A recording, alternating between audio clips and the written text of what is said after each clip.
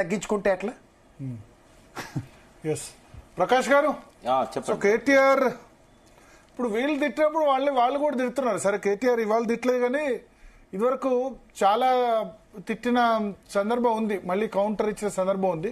కానీ ఒకటి, ఇప్పుడు రేవంత్ రెడ్డి అడిగితే మాకు రేవంత్ రెడ్డి అన్నా లేకపోతే బండి సంజయ్ అన్న ఈ విషయంలో గురువు మాకు కేసీఆర్ అనే అంటారు.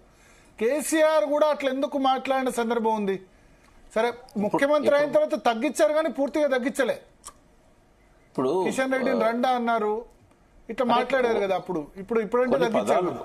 కొన్ని పదాలు ఎప్పుడైనా దొరవచ్చు. ఇక్కడ ఏంటంటే రాగద్వేషాలకు అతీతంగా నేను పరిపాలన చేస్తాను అని చెప్పి సాక్షాత్తు హైకోర్టు చీఫ్ జస్టిస్ గవర్నర్ గారి సమక్షంలో ప్రమాణ స్వీకారం చేశారు ముఖ్యమంత్రిగా. దానికన్నా కాన్స్టిట్యూషన్ మీద, అదే కదా, భారత రాజ్యాంగం మీద ప్రమాణం చేస్తూ రాగద్వేషాలకు అతీతంగా పరిపాలన చేస్తాను అన్నాడు. నేను మిమ్మల్ని అడుగుతున్నాను భరత్ గారు, రేవంత్ రెడ్డి గారి భాష గాని రేవంత్ రెడ్డి మాట్లాడే విషయాలు గాని రాగద్వేషాలకు అతీతంగా ఉన్నాయా? మీరు చెప్పండి. ఇప్పుడు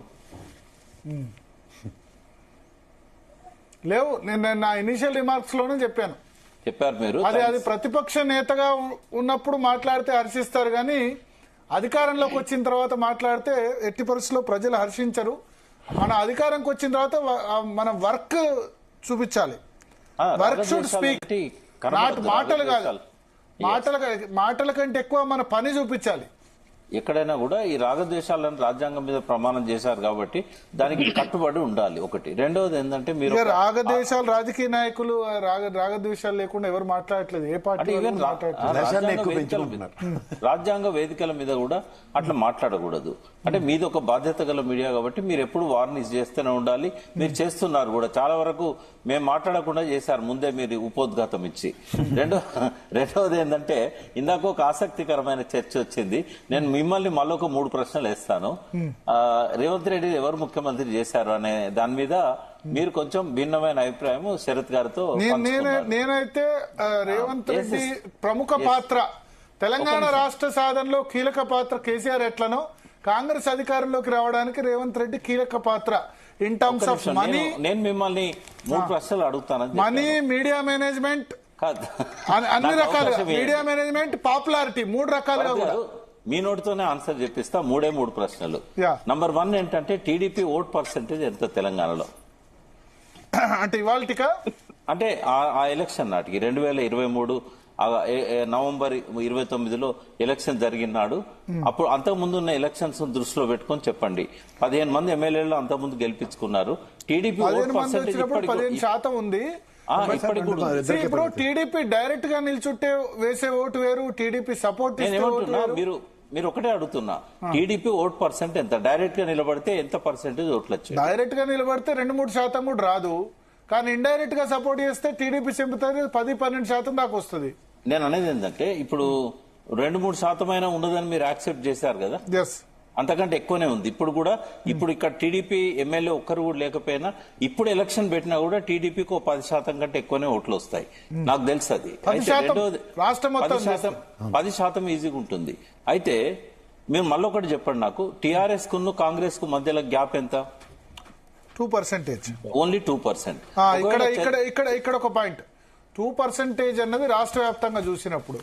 ఎందుకంటే సిటీలో బీఆర్ఎస్ కి 43% వచ్చింది, కాంగ్రెస్ కి 21%, బీజేపీ 19%.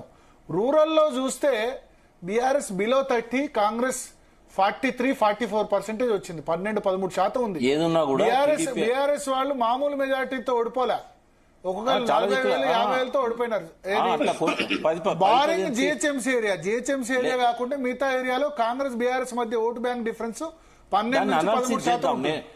దాన్ని అనాలిసిస్ చేద్దాం. 10-15 సీట్లలో నారో మార్జిన్ తో కూడా ఓడిపోయిన సందర్భాలున్నాయి. 2,000, 1,000, 3,000. ఇక్కడ ఒకటి మనం మాట్లాడుకోవాల్సిన 3వ పాయింట్ ఏంటంటే, చంద్రబాబు నాయుడు ఇక్కడనేమో కాంగ్రెస్ తో అంటే ఏ రకమైన క్యాండిడేట్లు పెట్టకుండా కాంగ్రెస్ తో పొత్తు కలిశాడు, అక్కడనేమో బీజేపీతో పొత్తు కలిశాడు. ఇదేం విధానం అసలు టీడీపీది? ఇది లేకపోతే రేవంత్ రెడ్డి అనేవాడు వచ్చేవాడా? తెలంగాణ ఎలక్షన్ జరిగే నాటికి ఎన్డీఏ అసలు కుదరలే. అంటే తెలంగాణ ఏదైనా ఎలక్షన్ కానివ్వండి. జరిగే నాటికి ఎన్డీఏ పొత్తు ఎన్డీఏలో చంద్రబాబు నాయుడు జాయిన్ కాలేదు. ఎన్డీఏలో చంద్రబాబు జాయిన్ అయింది ఫిబ్రవరిలో. అందుకే అంత డైరెక్ట్ గా చేయగలిగారు కాంగ్రెస్ కి. జాయిన్ అయినా కాకపోయినా అదే చెప్తున్నా. ఇప్పుడు ప్రకాశం నాయక్ జాయిన్ అవ్వలేదు కాబట్టి కాంగ్రెస్ కి బ్రహ్మాండంగా సపోర్ట్ చేయగలిగారు. ఆబ్వియస్లీ చంద్రబాబు నాయుడు సపోర్ట్ రేవంత్ రెడ్డికి ఉంటుంది, ఉండడానికి కూడా మనం తప్పు పట్టలేము. ఎందుకంటే కేసీఆర్ తిడితే చంద్రబాబు రేవంత్ రెడ్డి సపోర్ట్ చేయకపోతే ఎందుకు చేస్తాడు? ఇవాళ చంద్రబాబు మాత్రం జాతిపిత, మన రేవంత్ రెడ్డి మాత్రం చంద్రబాబు జాతిపిత. ఆ జాతిపితకు కావలసినంత గౌరవం ఇవ్వడానికి ఇక్కడ తెలంగాణ జాతికి ద్రోహం చేసే స్థాయికి ఆయనే. ఎప్పుడు ఎందుకు టిఆర్ఎస్ లేకపోతే ఎప్పుడు చంద్రబాబు మీద ఎందుకు పడి ఏడుస్తారు? చంద్రబాబు మీద ఎందుకు ఆయన పక్క రాష్ట్రాల్లో ఆయన ముఖ్యమంత్రి పదవి ఆయన చేసుకుంటాడు. ఆయన పక్క రాష్ట్రానికే ముఖ్యమంత్రి, ఈ రాష్ట్రంకి పరోక్ష ముఖ్యమంత్రి కాదా? జాతీయ అధ్యక్షుడు తెలుగుదేశం పార్టీ. కానీ ఇంకా ఇప్పుడు మీరు రాష్ట్రం వచ్చిన చర్చ 11 పెట్టండి. సంవత్సరాల తర్వాత కూడా చంద్రబాబు మీద పడి ఏడిస్తే ఏం లాభం? మీరు రాజకీయ విశ్లేషకులను ఎవరినైనా తీసుకొచ్చి చర్చ పెట్టండి. ఎందుకు చంద్రబాబు మీద మాట్లాడుతున్నాం అనేది నేను ఎక్స్ప్లెయిన్ చేస్తా. ఎందుకంటే నా దృష్టిలో అయితే పరోక్షంగా ఇక్కడి పాలనను నడిపిస్తున్నది చంద్రబాబు నాయుడే. ఒకవేళ చంద్రబాబు నాయుడు బ్లెస్సింగ్స్ లేకపోతే నరేంద్ర మోడీ గారికి ఒక రోజు పట్టదు రేవంత్ రెడ్డిని దించడానికి. నరేంద్ర మోడీకి ఎందుకు పట్టారు? నరేంద్ర మోడీతో కూడా మంచి అండర్స్టాండింగ్ లో ఉన్నాడు. అదే అందుకే కదా మధ్యలో చంద్రబాబు డైరెక్ట్ వెళ్ళిపోతున్నాడు. మధ్యలో చంద్రబాబు నాయుడు ఉన్నాడనే కదా. సర్లేండి, ఆ డిస్కషన్ వద్దు కానీ